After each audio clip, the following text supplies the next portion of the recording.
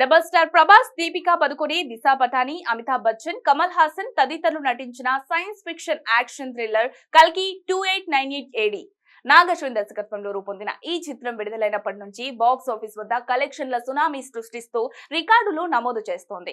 కేవలం 2 వారాల్లోనే కల్కి ప్రపంచ వ్యాప్తంగా 1000 కోట్ల గ్రాస్ రాబట్టింది. ఓవర్సీస్ లో 18 మిలియన్ల కలెక్షన్స్ రాబట్టి ఆల్ టైమ్ హైయెస్ట్ కలెక్షన్స్ రాబట్టి నాన్ బాహుబలి 2 గా కల్కి నిలిచింది. విడుదలైన అన్ని ఏరియాలలో బ్రేక్ ఈవెన్ సాధించి లాభాలు తెచ్చిపెడుతుంది. ప్రస్తుతం పెద్ద సినిమాలు ఏవీ లేకపోవడం, ఇప్పటికీ కల్కి కలెక్షన్ స్టడీగా ఉండటంతో లాంగ్ రన్ కలిసొస్తోంది.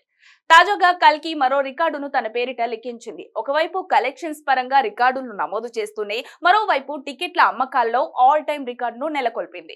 ప్రముఖ cinema tickets booking app book my షోలో కల్కి జూన్ 27 నాటి నుండి జూలై 17 వరకు మొత్తం 12.15 మిలియన్ల టికెట్స్ అమ్మకాలు జరిగాయని బుక్ మై షో తెలిపింది.